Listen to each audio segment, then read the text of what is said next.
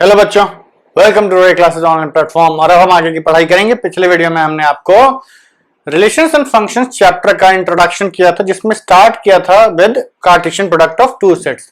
हमने आपको ये बताया था कि भाई अगर दो सेट्स का आप क्रॉस प्रोडक्ट लेते हैं, क्रॉस प्रोडक्ट लेते हैं तो कैसे हम उसको लिखते हैं, उसका क्या मतलब होता है, क्या इंटरप्रिटेशन होता है।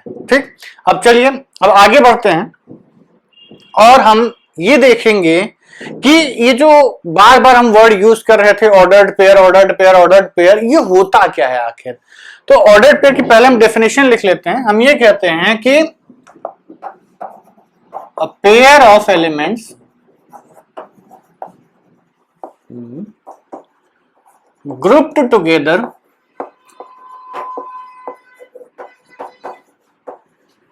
in a particular order,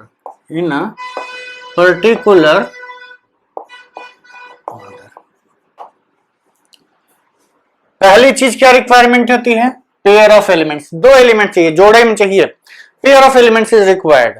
और उसके बाद वो कह रहा है कि pair of elements grouped together in a particular order. Order fix होना चाहिए, ऑर्डर आप चेंज नहीं कर सकते। Group pair of elements grouped together in a particular order is called a ordered pair. नाम से पता चल रहा है ऑर्डर्ड पेयर, एक ऐसा पेयर जिसमें कि ऑर्डर फिक्स हो।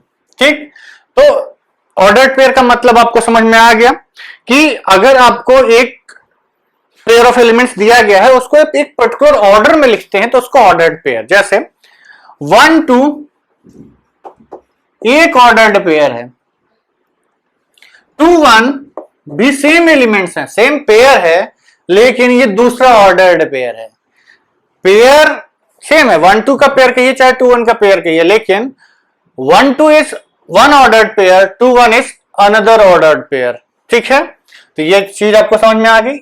इसी तरीके से ऑर्डर्ड पेयर्स में ऑर्डर मैटर करता है। 2 पहले लिखा गया है कि 1 पहले लिखा गया है, it is very very important, ये ध्यान रखिएगा, ये गलती नहीं करनी है। इसीलिए हमने आपसे कहा था कि A cross B is not equal to B cross A. A cross B की वैल्यू बी क्रॉस ए के बराबर क्यों नहीं होती है?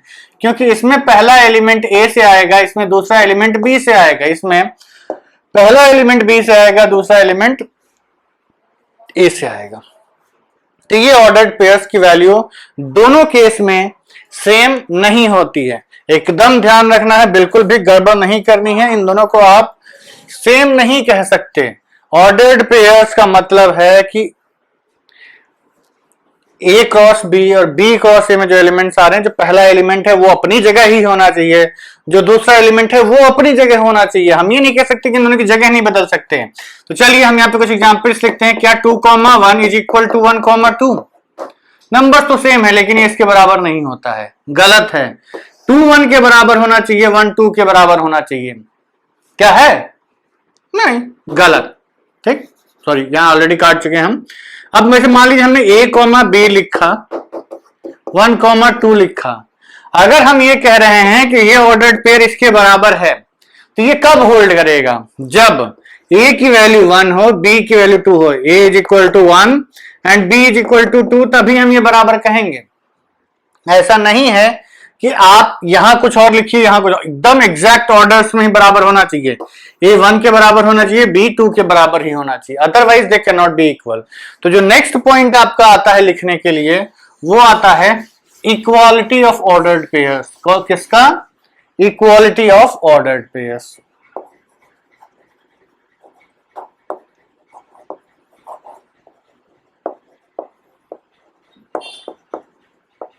Equality of ordered pairs. ठीक है, तो चलिए इसमें हम ये कहते हैं कि अगर आपको दिया गया कि x, y एक, ये आपका ऑर्डर्ड पेयर 1 है, एंड x1, y1, या रादर a, b लिख देते हैं, yes also a ordered pair. तो इफ x, y ये ऑर्डर्ड पेयर अगर a, b के बराबर है, अगर x, y ये ऑर्डर्ड पेयर a, b के बराबर है, तो हम ये कहेंगे कि this implies that and implied back, दोनों एक दूसरे को इम्प्लाई करते हैं कि x की वैल्यू क्या होनी चाहिए, x की वैल्यू a होनी चाहिए और y की वैल्यू b होनी चाहिए। This implies that x is equal to a and y is equal to b। मतलब अगर दो ऑर्डर्ड पेयर्स बराबर हैं तो उन दोनों के करस्पॉन्डिंग एलिमेंट्स बराबर होंगे। करस्पॉन्डिंग, पहला एलिमेंट पहले के बराबर, दूसरा एलिमेंट दूसरे के बराबर। एकदम गांठ बांध के रखिएगा, इसमें कोई कंफ्यूजन नहीं रखना है आपको। जो पहला एलिमेंट है वो इस दूसरे के पहले के बराबर होगा, दूसरा इसके बराबर होगा। ठीक, चलिए अब फॉर एग्जाम्पल हमने आपसे कहा कि से x plus find x comma y, find x and y, rather x and y, और गिवन है आपको कि x comma x plus 3 y minus 5 is equal to 2 comma 3, कोई भी नंबर लिख दो।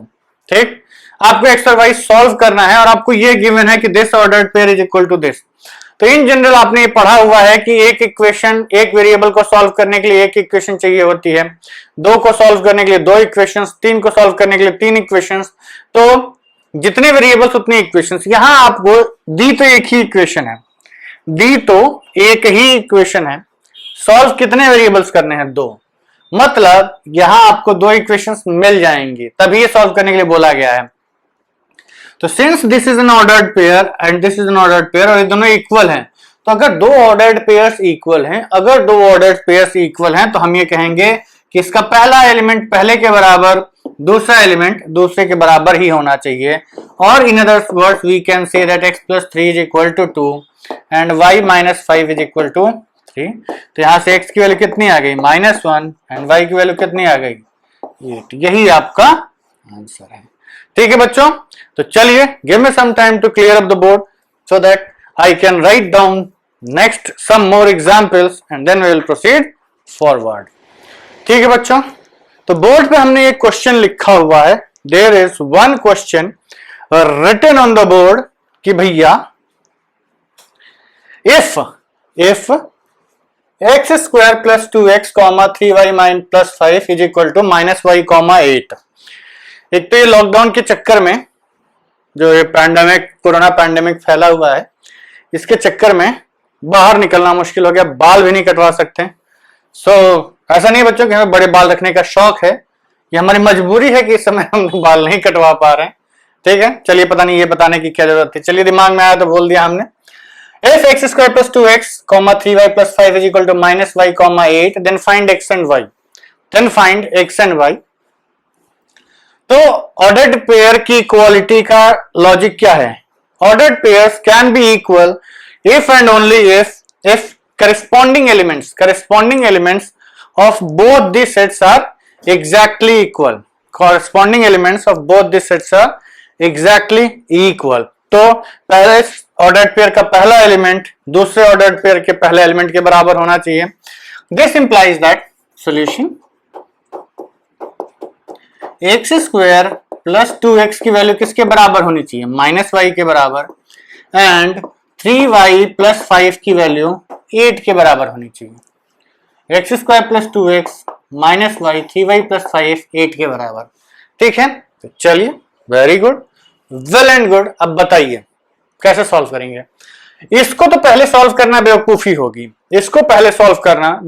होगी, क्यों? दो वेरिएबल्स इक्वेशन में, इसमें कितने वेरिएबल्स इन्वॉल्व हैं, एक वेरिएबल इन्वॉल्व है। पहले इसको सॉल्व कर लो, सीधे आ जाएगा। This implies that 3y is equal to 8 minus 5, 3y is equal to 3 और y is equal to 1। y की वैल्यू तो आ गई।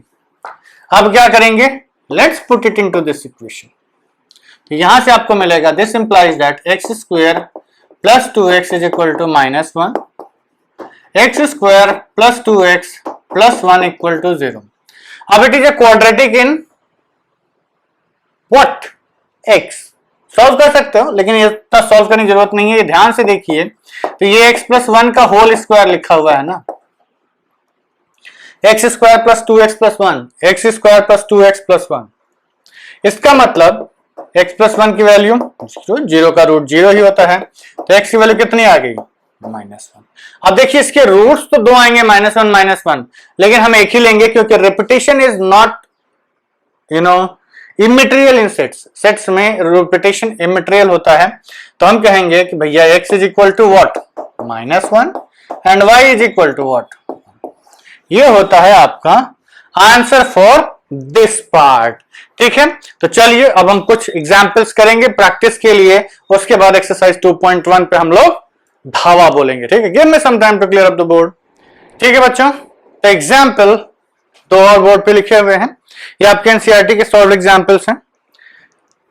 क्वेश्चन 1 ये कह रहा है कि if x+1 is equal to x+1 y - 2 is equal to 3, 1, then you have to find x and y। Exactly same question, ऐसे दो क्वेश्चन हम लोग अभी कर चुके हैं। आपको क्या करना है? करस्पॉन्डिंग एलिमेंट्स को इक्वेट करना है। तो x+1 की वैल्यू 3, y - 2 की वैल्यू 1। सॉल्यूशन 1। देखिए बच्चों, एक आदत बना लीजिए, जो एनसीईआरटी के सॉल्व एग्जाम्पल्स होते हैं उनको डेफिनेटली लगाया करिए। एग्जाम में उनके पूछे जाने की सबसे ज्यादा संभावना होती है, कारण स्कूल के टीचर्स भाई नए क्वेश्चंस कौन फ्रेम करने जाएगा, ढूंढने जाएगा। एग्जाम्पल्स नॉर्मली बच्चा लगाता नहीं है, एनसीईआरटी के सारे एक्सरसाइजेस तो सारे बच्चे लगा लेते हैं, तो एग्जाम्पल्स उठा के देने की संभावनाएं बहुत ज्यादा होती हैं। तो एग्जाम्पल्स डेफिनेटली लगाया करिए, जरूर से जरूर लगाया करिए। तो ये आपका आ गया x+1, इसकी वैल्यू क्या होगी? x+1 की वैल्यू 3 के बराबर होनी चाहिए एंड y - 2 की वैल्यू 1 के बराबर। पहला एलिमेंट पहले के बराबर, दूसरा एलिमेंट दूसरे के बराबर। तो यहां से x की वैल्यू कितनी आ गई? 2 एंड y की वैल्यू कितनी आ गई? 3। आंसर कितना आया? 2, 3। सेकंड पे आते हैं। Solution for the second question is if p is a, b, c and set q is element r। आपको p cross q and q cross p निकालना है। ठीक, p cross q and q cross p निकालना है और check करना है क्या दोनों बराबर हैं। अब ये तो आपके लिए पीस ऑफ केक होना चाहिए। क्यों? इससे बड़े बड़े सेट्स का हम क्रॉस प्रोडक्ट निकाल के सब प्रूफ कर चुके हैं, but still question is a question.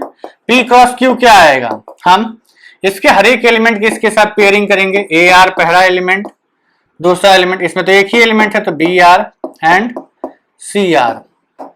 ठीक, Q क्रॉस P, इसमें 3 एलिमेंट्स, इसमें एक एलिमेंट, तो एक Q क्रॉस P में कितने एलिमेंट्स आएंगे? 3। तो ये आपका आ गया, इसका इससे क्रॉस प्रोडक्ट लेना है तो RA RB RC। देखो बच्चों ध्यान से देखो तो ऑलमोस्ट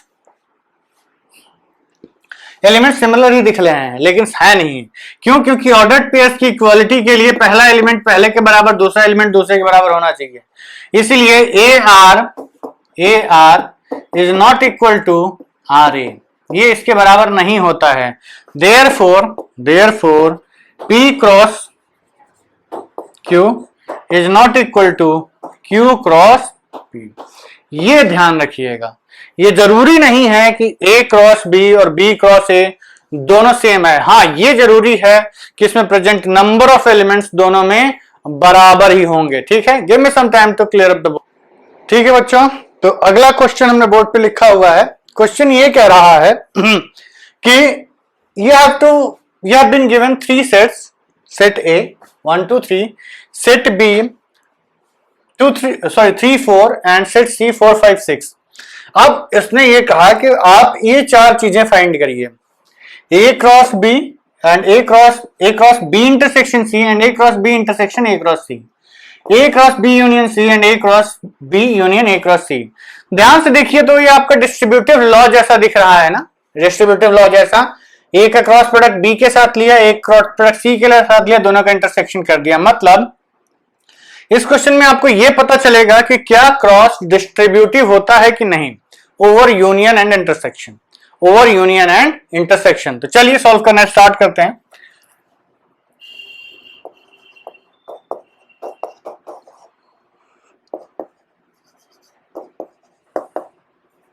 B इंटरसेक्शन C पहले लिखते हैं।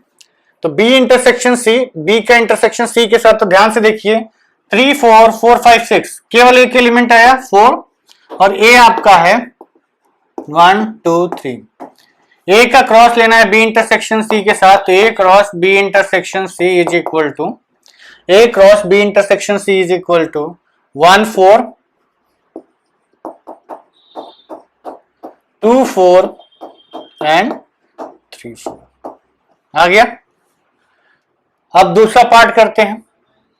ये पार्ट आ चुका है आपका, ये फर्स्ट पार्ट का आंसर है। Second part is A cross B, क्या आएगा आपका, ए का क्रॉस प्रोडक्ट लेना है बी के साथ। स्टार्ट करिए, 1 की पेयरिंग सबके साथ, तो 1 3 1 4। अब 2 की पेयरिंग सबके साथ, 2 3 2 4। अब 3 की पेयरिंग सबके साथ, 3 3 एंड 3 4। इसमें 3 एलिमेंट्स, इसमें 2 एलिमेंट्स, तो इसमें total 6 elements. A cross B आ गया, ए क्रॉस सी लेना है अब आपको। अब ए का क्रॉस प्रोडक्ट सी के साथ, तो इसके हर एक एलिमेंट की इसके साथ पेयरिंग करिए। इसमें 3 इसमें 3, तो टोटल कितने एलिमेंट्स आने चाहिए, 9 एलिमेंट्स। तो ये आएगा 1 4 1 5 1 6। अब 2 की पेयरिंग 2 4 2 5 2 6। 3 की पेयरिंग 3 4 3 5 एंड 3 6। अब इन दोनों का इंटरसेक्शन लेना है, तो A cross B intersection A cross C. ढूंढते एलिमेंट्स, तो देखिए 1 3 इसमें नहीं मिलेगा, 1 4 मिल गया, पहला एलिमेंट आया 1 4। 2 3 नहीं है, 2 4 है, 3 3 नहीं है, 3 4 है। कितने आ गए elements, 3 elements. A cross B intersection A cross C is 1 4 2 4 3 4। अब इसमें उस वाले कॉन्सेप्ट पे मत जाइएगा कि A and B have m elements common, then A cross B and B cross A. बेटा उसमें ए क्रॉस बी और बी क्रॉस ए ही लिया जाता था। यहाँ ए क्रॉस बी और ए क्रॉस सी 3 सेट्स आ गए, वहां केवल 2 सेट्स की बात हुई थी, तो वाला फॉर्मूला केवल 2 सेट्स के लिए है। तो ध्यान से देखिए, 1 4 2 4 3 4 1 4 2 4 3 4 दोनों सेम आ गए ना। यस, चलिए अब हम लोग थर्ड और फोर्थ पार्ट करते हैं। थर्ड पार्ट फोर्थ पार्ट थोड़ा बड़ा बड़ा सेट्स बनेगा, क्योंकि यूनियन है, इंटरसेक्शन में थोड़े कम एलिमेंट्स आते हैं। So let's start. Third part says A cross B union C, तो पहले बी यूनियन सी लिखिए। तो बी यूनियन सी में क्या क्या आएगा, 3 4 4 5 6, तो 3 4 5 एंड 6। इसका क्रॉस प्रोडक्ट ए के साथ, तो ए क्या है आपका, ए इज इक्वल टू 1 2 3। इसमें 3 एलिमेंट्स, इसमें 4 एलिमेंट्स, कितने आ गए, 4 3 जा 12 एलिमेंट्स आएंगे। तो ए क्रॉस बी यूनियन सी, इसकी वैल्यू आएगी, ए का क्रॉस प्रोडक्ट इसके साथ लेना है, तो ये आएगा 1 3 1 का सबके साथ, 1 4 1 5 1 6। अब 2 का सबके साथ, 2 3 2 4 2 5 एंड 2 6। 3 का सबके साथ, 3 4 3 5 एंड 3 6। 3 4 सॉरी 1 3 1 4 1 5 1 6 2 3 2 4 2 5 2 6 3 3 3 4। यहाँ में 3 भी आएगा। देखिए ऑर्डर मैटर नहीं करता, हम 3 3 यहाँ लिख देते हैं। 3 3 3 4 3 5 3 6। 3 की पेयरिंग में सबके साथ हो गई। तो ये आपके कितने एलिमेंट्स आ गए, 1 2 3 4 5 6 7 8 9 10 11 12। हमने सही किया है, क्योंकि इसमें 4 एलिमेंट्स, इसमें 3 एलिमेंट्स, तो 4 into 3 ए क्रॉस बी में टोटल 12 एलिमेंट्स आने चाहिए। आ गए। तो ए क्रॉस बी यूनियन सी में ये आ गया। अब हमें क्या निकालना है, ए क्रॉस बी हम पहले लिख चुके हैं, लेकिन अभी दोबारा लिखना पड़ेगा, क्योंकि हम ऑलरेडी रब कर चुके हैं इसको। तो ए का क्रॉस प्रोडक्ट बी के साथ 1 3 1 1 4 2 3 2 4 3 3 एंड 3 4। इसमें 3 एलिमेंट्स, इसमें 2 एलिमेंट्स, इसमें टोटल 6 एलिमेंट्स आने चाहिए। 3 3 6, बिल्कुल सही। और A cross B union A cross C. A में 3, इसमें 3, टोटल 9 एलिमेंट्स आने चाहिए। लिखते हैं 1 4 1 5 1 6 2 4 2 5 2 6 3 4 3 5 एंड 3 6। कितने एलिमेंट्स हो गए? 1 2 3 4 5 6 7 8 9। सही है हम लोगों का। अब हमें क्या लिखना है? ए क्रॉस बी, ये फोर्थ पार्ट है आपका। A cross B union A cross C. तो सारे एलिमेंट्स चेक करके एक एक लिखना स्टार्ट करते हैं। 1 3, इसमें एक इन दोनों का यूनियन लेना है ना, तो 1 3 इसमें है, नहीं है। 1 4 इसमें है, तो 2 बार नहीं लिखना है, हमें एक ही बार लिखना है। 2 3 इसमें है, नहीं। 2 4 इसमें है, यस। 3 3 इसमें नहीं है। 3 4। देखिए हम ये इसलिए कर रहे हैं कि कोई एलिमेंट रिपीट करके मत लिखते हैं। कोई एलिमेंट रिपीट करके लिख देंगे तो काउंटिंग गड़बड़ हो जाएगी हमारी। तो अब सेट ए के हमने सारे एलिमेंट्स लिख लिए। 3 4 इधर भी है, 3 4 इधर भी है। अब इसके जो एलिमेंट्स इसमें थे वो एक बार आ चुके हैं, तो उनको दोबारा नहीं लिखना। अब इसमें जितने एलिमेंट्स बचे हैं वो लिख दीजिए। तो कितना बचा है?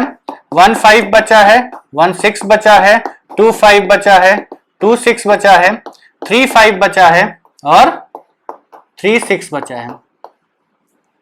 यह है आपके एलिमेंट्स। काउंट करिए कितने हैं? 1 2 3 4 5 6 7 8 9 10 11 12।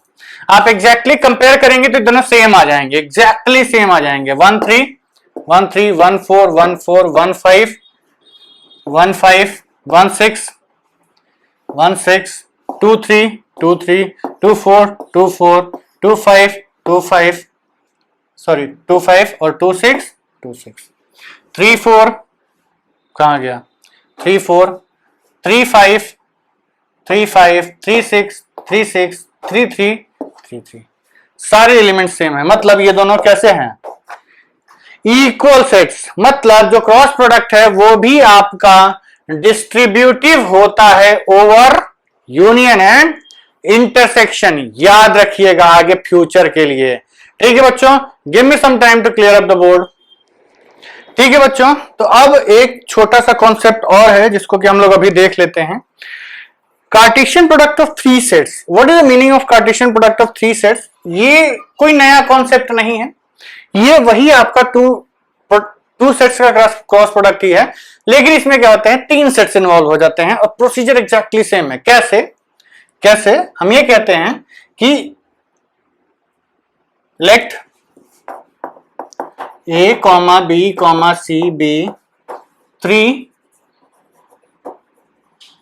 non-empty sets. Then A cross B cross C is equal to is defined as x, y, z। एक ऑर्डर्ड पेयर बनाइए तीनों का such that x belongs to A, y belongs to B and z belongs to C। ध्यान रखिएगा A cross B cross C is x y z का तीन sets का cross product ले रहे हैं तो ट्रिपलेट बनेगा। Means here you have to form ordered triplets x, y, z। 4 लेंगे तो ऑर्डर्ड क्वाड्रुपलेट्स बनेंगे, मतलब 4 एलिमेंट होंगे। लेकिन जितने एलिमेंट्स हैं उनका ऑर्डर सेम रहेगा, ऑर्डर आप नहीं चेंज कर सकते। मींस 3 सेट्स का अगर आप क्रॉस प्रोडक्ट ले रहे हैं तो ऑर्डर्ड ट्रिपलेट्स बनेंगे। ठीक, 4 का भी आप ले सकते हैं, 5 का भी ले सकते हैं, 10 कितनों का भी लिखिए, लेकिन मैक्सिमम 3, उसके आगे जाता नहीं है। ठीक, तो चलिए ये cross B cross C is X Y Z, जहां पहला एलिमेंट पहले सेट से लिया जाएगा, दूसरा दूसरे से लिया जाएगा, तीसरा तीसरे से लिया जाएगा। ठीक, अब देखिए इसको करने के लिए हम इन जनरल मान लेते हैं कि हम ए क्रॉस बी क्रॉस सी ये दोनों पहले निकाल ली, इसको इससे क्रॉस प्रोडक्ट ले लीजिए। वेरी गुड, कोई दिक्कत नहीं है, वेरी गुड, कोई दिक्कत नहीं है। लेकिन अगर आपने लिख ऐसे दिया कि x comma Y comma Z, तो ये टेक्निकली गलत हो जाता है। हम ऐसे नहीं लिख सकते। क्यों? क्योंकि ये ऑर्डर्ड पेयर है ही नहीं, ऑर्डर्ड पेयर है ही नहीं। ठीक है, तो चलिए आप सॉल्व करने के लिए ये लिख सकते हैं, लेकिन आंसर में ये मत लिखिएगा, ये ब्रैकेट नहीं होता है, तीनों केवल एक ऑर्डर्ड पेयर में आते हैं। ठीक, तो चलिए एक एग्जाम्पल करते हैं। एग्जाम्पल आपका है कि सपोज करिए आपको एक सेट दिया गया 1,2, let p is equal to 1,2, find p cross p। तीन सेट भी ले सकते हो, कोई दिक्कत नहीं, अलग अलग भी हो सकते हैं, सेम भी हो सकते हैं, पर मोस्टली आपको सेम से ही डील करना है। तो इसमें हम कहते हैं, ये आपका कहा जाएगा कि पहले आप p क्रॉस p निकाल लीजिए। तो p क्रॉस p क्या आएगा, इसके ऐसी के साथ क्रॉस प्रोडक्ट लेना है, तो 1 की पेयरिंग 1 के साथ, 1 की पेयरिंग 2 के साथ, फिर 1 की पेयरिंग 2 की पेयरिंग 1 के साथ और 2 की पेयरिंग 2 के साथ। दो एलिमेंट टोटल 4 एलिमेंट्स हो गए। Let's go for p cross p। अब ये ब्रैकेट यहां तो हम लगा रहे हैं, क्यों? क्योंकि हम इसका इसके साथ क्रॉस प्रोडक्ट ले रहे हैं, लेकिन ये आंसर में नहीं आएगा। आप इसका इसके साथ क्रॉस प्रोडक्ट लेंगे तो लीजिए, अब इसका इसके साथ क्रॉस प्रोडक्ट लेना है, तो ये इसका पहला एलिमेंट इन सब के साथ पेयर करेगा, तो क्या आएगा 1,1,1, इसका 1 आया, इसके 2 1 1 आ गए, इसका 1 आएगा, इसके 1 2 आ जाएंगे, इसका 1 आएगा, इसका 1 आया 1 2 आ गया, इसका 1 आया 2 1 आ गया, इसका 1 आया, इसका 2 2 आ गया। ठीक, इसके एक एलिमेंट को इसके सबसे पेयर कर लिया, अब 2 से पेयर करिए, तो इसका 2 आएगा, इसका 1 1 आएगा, इसका 2 आएगा, इसका 1,2 आएगा, इसका 2 आएगा, इसका 2,1 आएगा, और इसका 2 आएगा, और इसका 2,2,2 आएगा। ये है आपका p क्रॉस p। कितने एलिमेंट्स आए, 1 2 3 4 5 6 7 8, इसमें टोटल 8 एलिमेंट्स। इसमें 2 थे तो p क्रॉस p में 4 आए, p क्रॉस p, इसमें 4 हैं, इसमें 2 हैं, तो कितने आएंगे 8 एलिमेंट्स। तो total 8 elements there in p cross p। अब इसमें हम कुछ पॉइंट्स आपको लिखवा देते हैं कि ये लिख देते हैं, if r represents set of real numbers, then r cross r represents, क्या रिप्रेजेंट करेगा बताइए, r क्रॉस r हर एक रियल नंबर का पहला ऑर्डर दूसरा ऑर्डर रिप्रेजेंट्स द एंटायर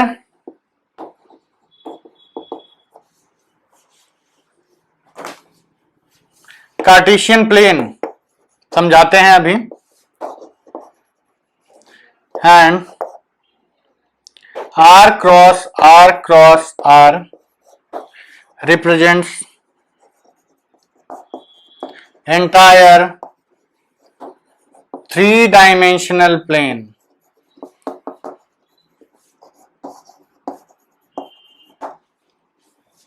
ठीक, r cross r 2D plane को रिप्रेजेंट करता है और r cross r 3D plane को रिप्रेजेंट करता है। कैसे समझ लेते हैं। सपोज करिए हमने कहा r क्रॉस r लिखना है, इसका क्या मतलब हुआ, x comma y such that x belongs to r and y belongs to r। अब ध्यान से देखिए, ये भी एक रियल नंबर, ये भी एक रियल नंबर, तो रियल नंबर के ऑर्डर्ड पेयर आप बना रहे हैं, तो क्या मतलब है, आप x की एक रियल वैल्यू उठाइए, y की एक रियल वैल्यू उठाइए, x की y की x की y की, यहां आप कोई भी रियल नंबर पुट करिए उसके करेस्पॉन्डिंग इस पे एक पोजीशन मिलेगी, यहां आप कोई भी रियल नंबर पुट करिए उसके करेस्पॉन्डिंग यहां एक पोजीशन मिलेगी। सपोज करिए ये रियल नंबर हुआ तो ये पॉइंट रिप्रेजेंट करेगा। ऐसे ही करते करते हम ये कहते हैं कि ये यहां पर आप कोई भी रियल नंबर पुट करते रहिए आर क्रॉस आर से, तो इस पे एक पॉइंट मिल जाएगा, इस पे भी कोई भी पॉइंट पुट कर दीजिए, तो हमेशा एक ऑर्डर्ड पेयर मिलेगा एक्स कॉमा वाई का, जो कि इस 2 डायमेंशनल प्लेन पे, इस 2 डायमेंशनल प्लेन से आप कोई भी पॉइंट उठाइए वो यहां पे मिल जाएगा। ठीक, कार्टेशियन प्रोडक्ट, कार्टेशियन प्लेन पढ़ा हुआ है, 2 डायमेंशनल प्लेन का यही आपका कॉन्सेप्ट होता है। ठीक है बच्चों, आई होप कि आप लोगों को समझ में आ रहा होगा। ये चैप्टर डेफिनेटली थोड़ा बोरिंग है, पर टेंशन लेने का नहीं। ठीक है, चलिए give me some time to clear up the board. Hello बच्चों, अब आपका बोर्ड पे दूसरा क्वेश्चन लिखा हुआ है, दूसरा सॉरी ये लास्ट एग्जाम्पल है आपका एनसीईआरटी का। इसके पहले एक और एग्जाम्पल था, उसको हमने नहीं करवाया क्योंकि ऑलरेडी हमने उसको थियरी में लिखवा दिया था और जस्ट अभी लिखवाया था, तो करने का कोई लॉजिक नहीं था। क्वेश्चन ये कहता था कि if R is the set of all real numbers, what do Cartesian products R cross R and R cross R represents। मतलब वही अभी हमने आपको बताया कि R cross R 2 dimensional plane में लाई करने वाले हर एक कोऑर्डिनेट को रिप्रेजेंट करेगा, और R cross R 3 dimensional space, मतलब जो स्पेस है उसमें कोई भी पॉइंट रिप्रेजेंट करेगा। एक्सिस 3 डायमेंशनल स्पेस का मतलब होता है जैसे ये रूम है आपका, तो रूम में जो एक एज है उसको आप एक्स एक्सिस मान लीजिए, दूसरी लेंथ को एक्स एक्सिस मान लीजिए, ब्रेड्थ को वाई एक्सिस मान लीजिए, हाइट को जेड एक्सिस मान लीजिए, तो हम ये कहेंगे कि इसमें लाई करने वाले किसी भी पॉइंट की पोजीशन आप निकाल सकते हैं। जैसे मान लीजिए पेन है, इसकी पोजीशन हमें निकालनी है, तो व्हाट वी विल से कि आप एक्स पे 5 यूनिट चल के आए, फिर उसके बाद वाई पे 3 यूनिट चले और हाइट में आप 4 यूनिट चलिए, तो यहां पहुंच जाएंगे। ठीक, तो ऐसे ही हम 3 डायमेंशनल स्पेस में किसी भी पॉइंट की पोजीशन फिक्स कर लेते हैं। ये एक्स है, ये वाई है और ये जेड है। तो अगर हमें यहां पे किसी पॉइंट की पोजीशन फिक्स करनी है तो हम कहेंगे भैया एक्स पे इतना चलिए, वाई पे इतना चलिए और जेड पे इतना चलिए, तो ये position X comma Y comma Z बन जाती है। तो 3 डायमेंशनल स्पेस में इस तरीके से आप किसी पॉइंट की पोजीशन को फिक्स कर सकते हैं। तो R cross R 3D plane को रिप्रेजेंट करता है और R cross R 2D plane को रिप्रेजेंट करता है। ठीक, एक और एग्जाम्पल है। अब देखिए इस क्वेश्चन को बना बहुत सिंपल दिया गया है। क्वेश्चन में ये कहा गया है कि अगर A क्रॉस B ये है तो आपको, अच्छा कंप्लीट नहीं लिखा क्या हमने, find set A and set B, set और सेट A और सेट B निकालना है। तो देखिए हमें पता है कि A क्रॉस B में जो भी ऑर्डर्ड पेयर बनेगा उसमें X हमेशा A से उठाया जाता है और Y B से उठाया जाता है। मीन्स कि all the first elements of ordered pairs are from set A and all the second elements of ordered pairs are from set B। और A क्रॉस B में एलिमेंट्स कितने हैं? A क्रॉस B में आपके elements हैं 4, N A cross B 4 है। तो इसका मतलब पॉसिबिलिटीज N A की पॉसिबिलिटी, देखिए इसकी जरूरत नहीं है, N A N B, तो प्रोडक्ट 4 है, इसका प्राइम फैक्टराइजेशन क्या मिलेगा, या तो 1 into 4 हो या 4 into 1 हो या 2 into 2 हो। तो ये दोनों तो रिजेक्ट हो जाएंगे।